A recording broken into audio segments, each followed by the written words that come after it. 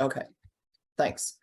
So in the kitchen safety project, this is module 5. So you have a job to do. You have to make a fantastic infographic on explaining foodborne illnesses and what they mean, some of the symptoms.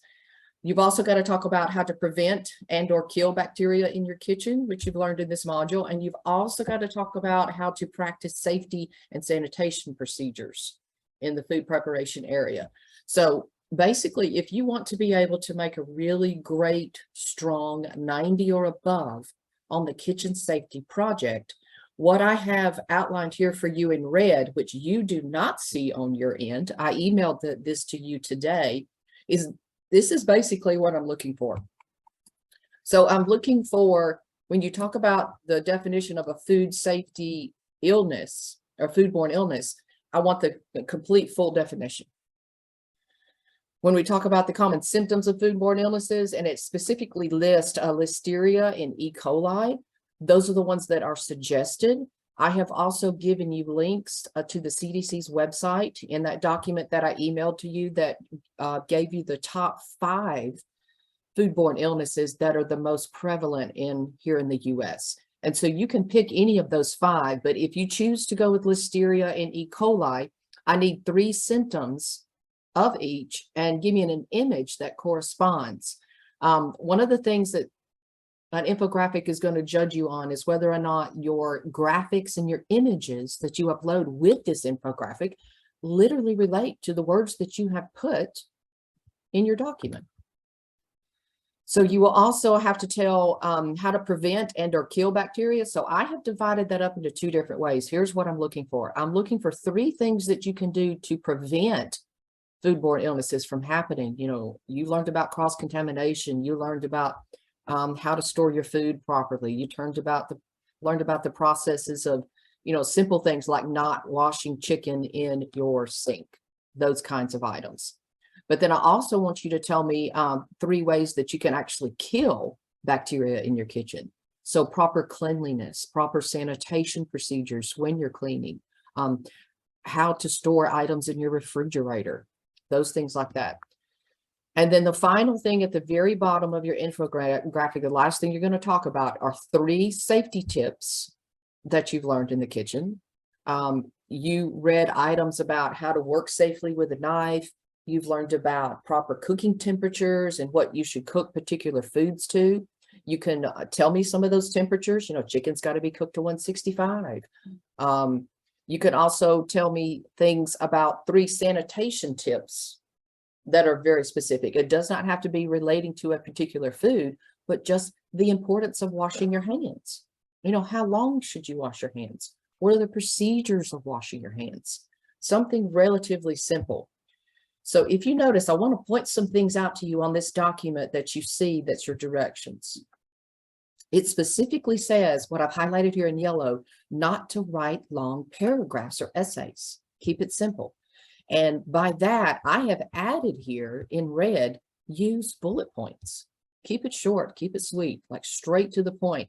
I know I ding a lot of you in your comments about not using full and complete sentences. So far in CVA, everything that you turn in has to have full and complete sentences. So you can't use one-word answers. Well, now I'm telling you, use one-word answers. Get straight to the point. Because when you look down here on the rubric, I want you to look at the top section, because I only want to draw your attention to that where it says full credit. Your infographic needs to be beautifully organized. Oh my gosh, what does that mean? Well, I'm going to show you an app that's online, a website that's online called Canva, that it will do this for you. You do not have to reinvent the wheel. The wheel is rolling, and that wheel is a speed demon, and it is fantastic. And I'm going to show you how to use it in just a second. You also need to include the appropriate number of graphic and images. So I helped you with that above by telling you exactly how many images I need for each item and what they correspond to in your directions at the top. And lastly, what I hate having to take away points for are misspellings. Oh my gosh. The great thing about this is it's going to, when you use Canva, it's going to basically give you like the red squiggly line option. It's just that you may not get a red squiggly line, but it's going to highlight items and suggest better words or better spelling for you. So it's going to help do that for you. Just make note if it's, when it does that, go ahead and make those grammatical changes and the spelling and the mechanics of your basic sentences if you decide to put a whole sentence. All right. So let me stop sharing this. And then I want to show you what Canva looks like. So if you have never used Canva, you're going to love it, because me, as a teacher, I absolutely adore it. So let me get this website open.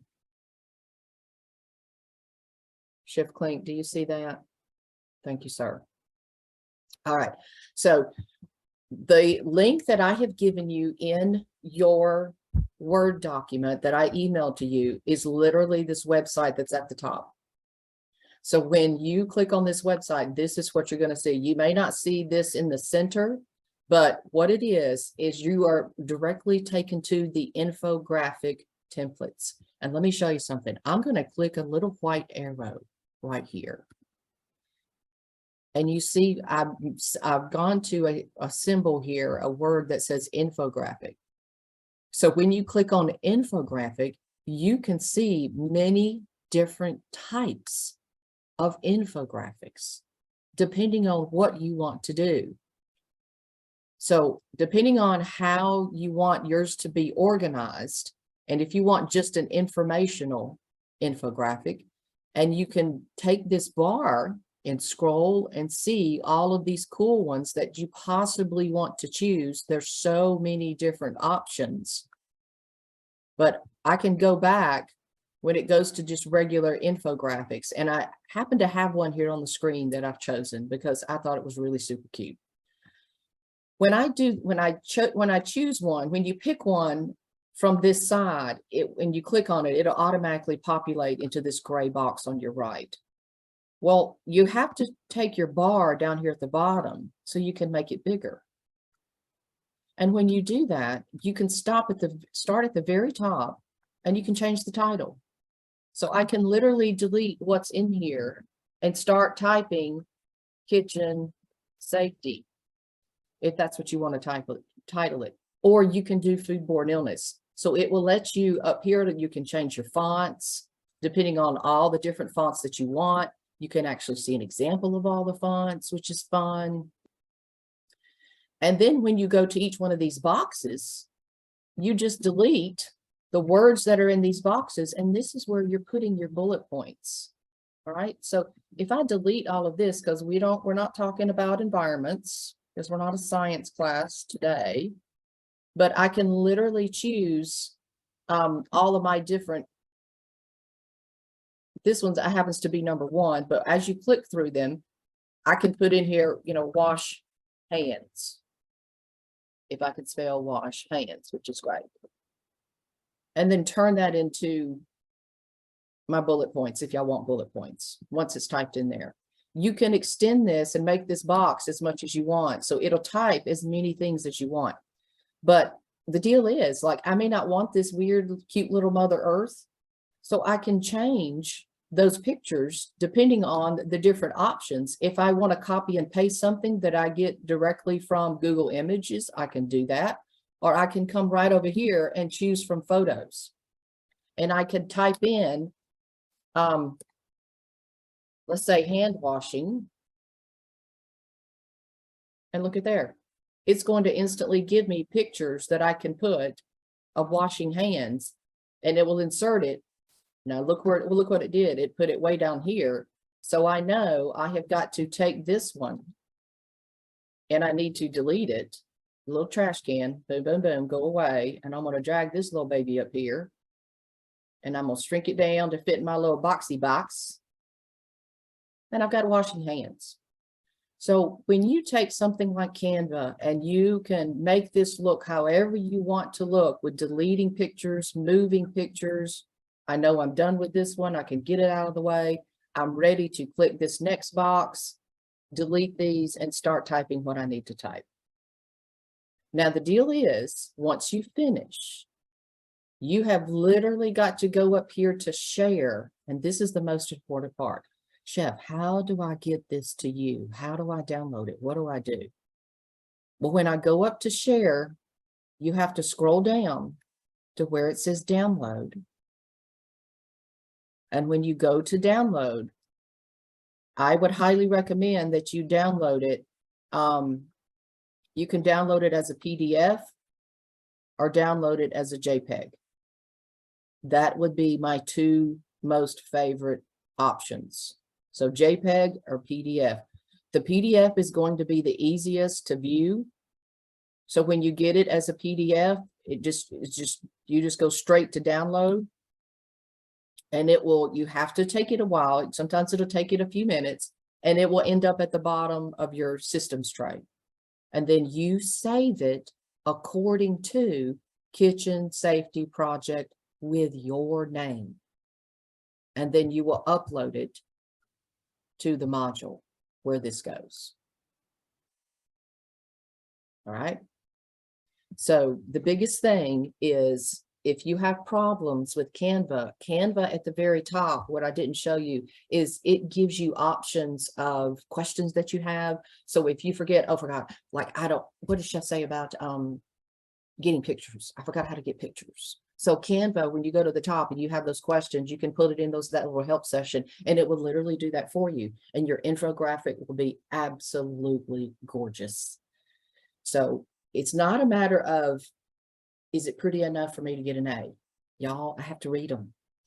So I do have to make sure that everything, did you give me the right definition of a foodborne illness? Did you give me the 3 items? Did you tell me everything there is to know about E. coli? Did you tell me everything about listeria? Whichever 2 that you decide to choose.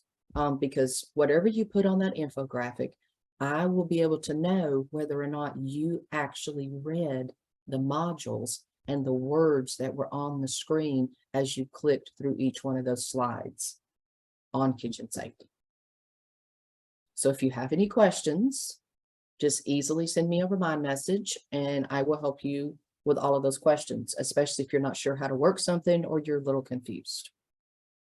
All right. So there you go. Thank you for coming.